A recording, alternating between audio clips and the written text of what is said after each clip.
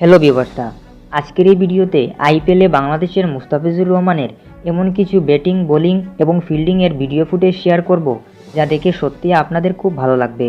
কারণ স্বাভাবিকভাবেই যখন আমাদের নিজ দেশের কোনো প্লেয়ার অন্য দেশে গিয়ে ভালো পারফর্ম করে তখন খুব প্রাউড ফিল হয়। তো চলুন আর কথা না বাড়িয়ে আজকের ভিডিওর মূল আলোচনা শুরু করা যাক। এই ক্যাচটাকে একবার দেখুন। 5 রানার বলে মুস্তাফিজ কীভাবে হাই জাম্প দিয়ে ক্যাচটা খুব সহজেই লুফে নেন, যা তাদের দলের ম্যাচ টার্নিং পয়েন্ট ছিল।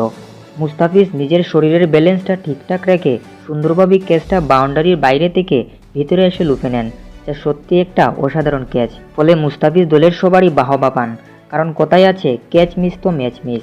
আর তাই তো সুযোগটি হাতছাড়া করলেন না বাংলার কাটার মাস্টার মুস্তাফিজুর রহমান। এবার মুস্তাফিজের এই অসাধারণ ফিল্ডিংটা দেখুন। তবে এটাকে যদি আপনারা ক্যাচ মিস বলেন তাহলে আপনি ভুল করছেন, কারণ এত উপরে হাই জাম্প দিয়ে বলটাকে ছক্কা হওয়া তাকে বাঁচিয়েছিলেন মুস্তাফিজ। আর সবচেয়ে বড় বিষয় হলো এই ম্যাচটা রাজস্থান মাত্র 5 রানে জিতেছিল।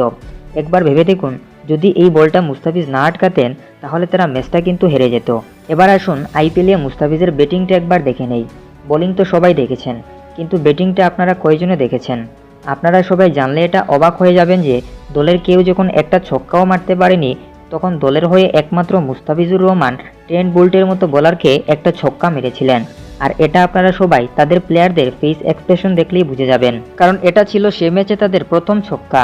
আর এটা থেকে মোটেও হজম করতে পারেননি ক্যাপ্টেন রোহিত শর্মা। বিশ্বাসই করতে পারছিলেন না যে ট্রেন্ট বোল্টকে মুস্তাফিজ ছক্কা মেরেছে, কারণ প্রথম 9 উইকেটের মধ্যে 4টি উইকেটে নিয়েছিলেন ট্রেন্ট বোল্ট। তবে আপনারা সবাই ফিজের ফুট পজিশনটা একবার দেখুন, সেই সাথে দেখুন শর্ট মুভমেন্টটাও। দেখে মনে হচ্ছে একজন প্রপার ব্যাটসম্যান। হয়তো মুস্তাফিজ যদি ব্যাটিংয়ে একটু পরিশ্রম করেন তাহলে একজন ভালো ব্যাটার হতে পারবেন। যাই হোক, এবার মুস্তাফিজের এই ভয়ঙ্কর ডেলিভারিটি একবার দেখুন। রাসেলকে করা ইয়র্কারটা পুরো দম আটকানো ইয়র্কার ছিল। দেখুন রাসেল কীভাবে মাটিতে লুটিয়ে পড়েন। ক্রিকেট ইতিহাসে এরকম আউট খুবই কম দেখা যায়। ফলে আউট হওয়ার পর অসহায়ের মতো চেয়ে থাকেন আন্দ্রে রাসেল। আপনারা যদি বাংলাদেশ ক্রিকেটকে ভালোবেসে থাকেন, সেই সাথে মুস্তাফিজকে অনেক শুভেচ্ছা জানাতে চান, তাহলে এই ভিডিওতে অবশ্যই একটি লাইক, কমেন্ট আর বেশি বেশি আপনাদের বন্ধুদের মাঝে শেয়ার করে দিবেন। আর চ্যানেলে নতুন এসে থাকলে এরকমই নিত্য নতুন খেলাধুলার সব খবরাখবর পেতে চ্যানেলটিকে সাবস্ক্রাইব করে রাখবেন।